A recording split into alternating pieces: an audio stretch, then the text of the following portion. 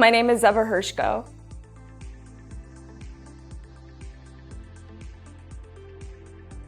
My experience with interning for Garden City, New York media was very positive. I met a lot of new people and I learned a lot. I learned how to edit videos. I learned how to do BTS properly, and I learned how to use Canva.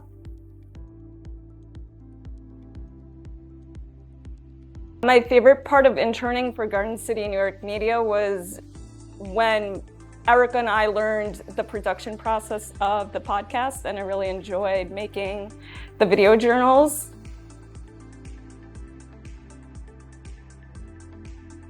So I learned how to edit videos, I learned how to create advertisements on Canva, and I learned how to create content for BTS. Yes, I would recommend this program and to my family and friends. Hi, this is Eva Hershko from Oceanside, New York. You're watching Garden City, New York Media.